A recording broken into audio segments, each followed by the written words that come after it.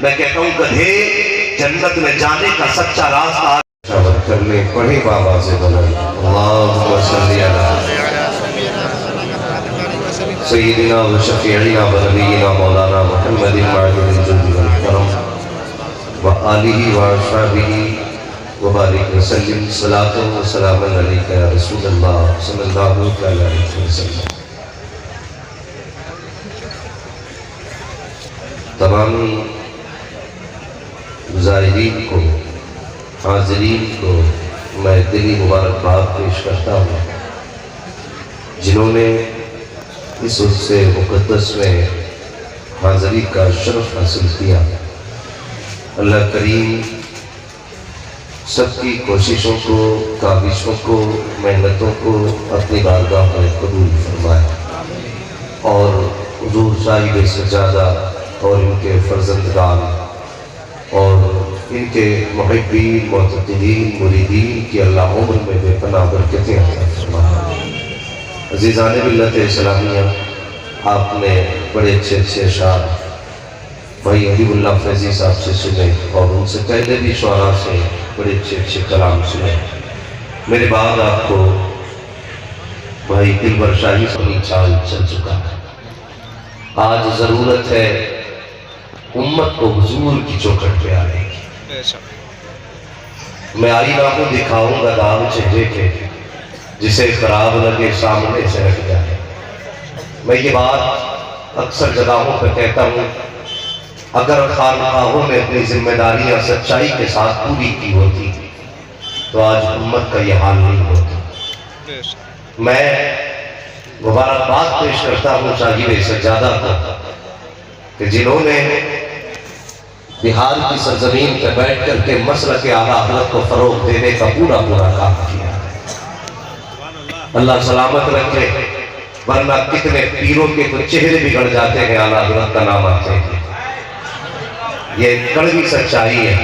कितने लोगों के पेट में दर्द होने लगता है, लेकिन सच्चाई यही है। मैं गुजारिश करूंगा उन निकम्मे पीरों से जो मेरे इमाम से चिढ़ते हैं या जलते हैं, सच ये है कि अगर आज गाड़ियों में घूम रहे हो ना, ये तुम्हारे बाप का कमाल नहीं है, ये इमाम अहमद रज़ा खान, ये सच्ची बात है। हाँ, ये सच्ची बात है। यकीन कीजिए महबूब गौहर साहब, ये वो बड़ा अजीम शायर है मैं जिसकी नकीबों में सबसे ज्यादा कदर करता हूँ। उसकी एक वजह ये भी है कि शख्सियत ने मेरे आला हजरत पे वो काम किया है जो हिंदुस्तान में इंफरादियत रखता है। पूरी हयात आला हजरत को शायरी में दर्ज करने वाली जात महबूब गौहर साहब की जात है, और बहुत जल्द वो किताब मंजर आम पर आने वाली है जहां लोग शायरी के अंदाज में इमाम अहमद रज़ा को पढ़ेंगे और समझेंगे मेरे इमाम की जात क्या है। भाई महबूब गौहर ने मंसूम सवाने आला हज़रत लिखी है और बहुत जल्द वो किताब छपने वाली है, मंजर आम पर आने वाली है। अल्लाह ताला हजरत की उम्र में बेपनाह बरकतें अता फरमाए और सिर्फ एक कारनामा नहीं, कई सारे कारनामे इंशाअल्लाह महबूब गौहर भाई सरंजाम देने वाले हैं। बस मैं अर्ज कर रहा था, उन लोगों से मेरी दस्तबस्ता गुजारिश है, खुदा के वास्ते कागज का ये लिबास बदन से उतार दो। पानी बरस पड़ा तो कहाँ मुँह छुपाओगे, कोई और नहीं मिला। लड़ने के लिए भी बरेली का इमाम मिला है, और सिर्फ बरेली का इमाम नहीं, वो इश्क का इमाम है। और ऐसा इमाम जिसने कहा ऐ इश्क तेरे सदके जलने से छुटे सस्ते, जो आग बुझा देगी वो आग लगाएगी। वरना लोग तो क्या कहते हैं जानते हो, दो बातों की वजह से लोग मार खा रहे हैं। क्यों चलते आला हज़रत से? आला हज़रत ने कुछ कामों को नफ़बंद किया है और वो हमारी नाअहल लोगों में है। एक तो मज़ारों के तवाफ, दूसरे मज़ारों के सजदे, बेहिसाब जाकर लिपट और चूम, बेहिसाब चादरें, ये सब आला हज़रत ने बंद की है। तो जितने भी ये तिजारत की पीर है ना, इनके पेट में दर्द होता है। अब ये चाहते हैं हमारी खानकाह में हमारा नारा लगना चाहिए। मैं कहता हूँ तूने आला हज़रत को जालिम जाना नहीं है।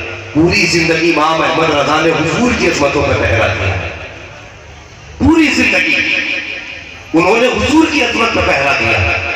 आज मदीने वाला उनके तस्वीर लेकर आ रहा है, तो तुम्हारे पेट में दर्द किस बात का है? यार खान का अब्दुल हफीज की हो, सज्जादा नशीद मोहम्मद अब्दुल समी साहब हो, फिर बात अहमद रजा की हो, तो ये कौन नहीं करा रहा है? बताओ, ये मदीने का मुस्तफा ही तो करा रहा है। कान जिधर लगाई है तेरी की दास्तान। हम तकलीफ होती है, हमें तकलीफ, उम्मत को आज हुजूर के कदमों तक लेके जाना था, लेकिन हमने तोड़ के खड़ा कर दिया। मेरे हो गए ना तो बरेलवी का लिखिया, आलादत का नाम ना लेना। मैं कहता हूं गधे, जन्नत में जाने का सच्चा रास्ता आज मसल के आला है। ये याद रखिएगा, जो सीधा रास्ता जन्नत में ले जाने का है वो मसल के आला हज़रत है। लोगों को आला हज़रत से जो तोड़े वो ढोंगी तो हो सकता है, वो पीर नहीं हो सकता। याद रख लीजिए, शायद किसी को बुरी लगती हो, लगे तो लग जाए, मैं आई ना वो दिखाऊंगा दाग चेहरे, जिसे खराब लगे सामने से हट जाए। हमारी जिम्मेदारी है लोगों को आगाह करना। अगर खानकाहों ने अपनी जिम्मेदारी का पूरी की होती तो आज उम्मत को यह हाल नहीं होता। आज सज्जादा नशीलों की निगाह सिर्फ जेबों पर है, दिल पे क्यों? अभी आपने सुना सरकार सुखा जी को अल्लाह सलामत रखे, जिसकी जिंदगी सादगी में गुजर गई। बता, अगर वो चाहते तो सोने की जूती ना पहनते, वो चाहते तो उनके सर पे सोने का ताज ना होता, अगर उन्होंने पसंद किया होता उनके आगे सोने के बर्तन ना होते, और यहाँ सब कुछ हो सकता था।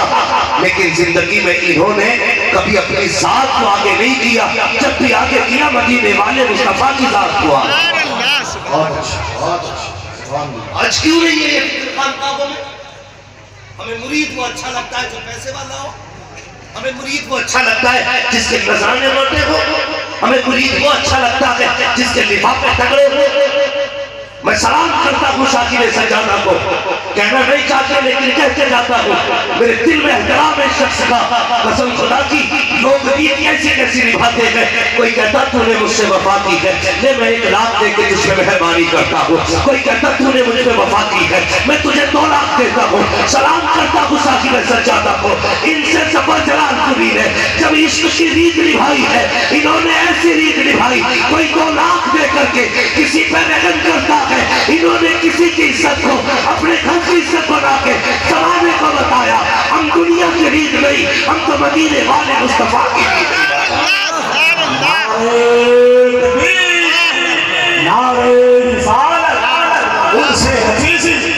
हजरत अल्लामा मुफ्ती हम्माद रजा साहब किबला, हजरत अल्लामा प्रोफेसर समीउल कादरी साहब किबला, खाने के लिए फातिमा ज़हरा के बेटों के सदक़े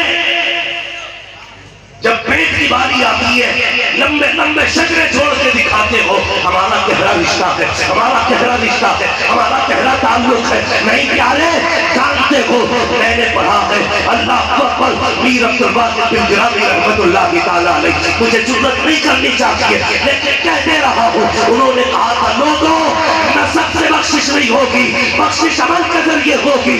मैं कहना चाहता हूँ सिर्फ खाने के लिए फातिमा के रिश्ते ना बताओ, बल्कि किरदार में भी फातिमा ज़हरा के रिश्ते दिखाया। तो भाई बताया जाए, ऐसा सज्जादा नशीन दिखाओ जो बड़ी खानका का मालिक भी हो, वारिस भी हो, और जिसने बिना जहेज के बेटे की बारात की। ये रीत कौन निभाएगा? नजराने तुम लोगे तो सुन्नत पे अमल कौन करेगा? अल्लाह सलामत रखे साकिब सज्जादा को और इनकी नस्लों में बरकतें करे। कसम खुदा की मैं जानता हूँ, मुझे पता चला है, जितना मुझे इल्म है, मैं जानता हूँ इन्होंने बेटे की बारात बिना जहेज के, बिना बारात के तोहफे लेकर के आज बारातें चलती है, उम्मत रो रही है, बेटियां सिसक रही है। आज जरूरत से उम्मत को ये सबक पढ़ाने की, जब 500 लोग बारात में जाते हैं, गरीब बाप कलेजा थाम के बैठ जाता है, सोचता है या अल्लाह अगर खाने में कमी रह गई तो इज्जत चली जाएगी, जहेज में कमी रह गई तो इज्जत चली जाएगी। उधर बेटी को घर छोड़ने का शर्मा अलग, बाप की जुदाई का गम अलग, अपनों से दूरी का गम अलग, दूसरे बारात के कहर का गम अलग, फिर जहेज की लानत है जो आज चंद हाथ में बुरा बना जाए, जिसकी डिमांड की जा रही है, उसके लिए बेटी आंसू बहाती है। और मुझे बता दो सही, ये बताइए तबाही किसने मचाई है? तुम कहते हो योगी ने मारा है, मोदी ने मारा है, आरएसएस ने मारा है। मैं कहता हूँ खबरदार, अपनी बर्बादी का जिम्मेदार दूसरे को न ठहराओ। सच तो ये है, दिल के भगोने जल उठे, सीने के दाग से इस घर को आग लग गई, घर के चराग से अपने आप की तबाही के जिम्मेदार हम हैं, अपनी बर्बादी के जिम्मेदार हम हैं। अगर 10 लाख की डिमांड न की होती तो करीब आत्महत्या न करता, जहेज की फरमाइश न की होती तो करीब कभी मौत को गले न लगाता। अगर तुमने बारात 600 में लेके गए होते तब बेटियां कभी बेवा होने के काम न देखती। और मुझे बता दो सकी, फोन करके कहते हो बारात का ख्याल रखा जाए, जैसे लोग लेकर के आएंगे तुझे तबाही बटोर के नहीं ले जाती। बता दो सकी, इस्लाम में शरीयत में पता किस जगह तसव्वुर है बारात का? बारात कोई शय नहीं है, सिर्फ तुम्हारी जहालत है बारात, तुम्हारी तबाही है बारात। तुमने आबरू लूट ली इस्लाम की। नहीं, अगर तुम्हें मुस्तफा से प्यार था, अगर फातिमा ज़हरा से मोहब्बत की, क्या भी अच्छा होता तो 4 जिम्मेदारों का हाथ पकड़ते और चले जाते बेटे को लेकर के किसी गरीब के दरवाजे में बैठते, उससे कह देते कुछ ना दे, इज्जत से बेटी रुखसत करते। मैं नहीं जानता हूँ समाज क्या कहता, दुनिया क्या कहती, लेकिन दावे के साथ कहता हूँ, अगर खाली हाथ तू किसी की बेटी को ला करके अपने घर की इज्जत बना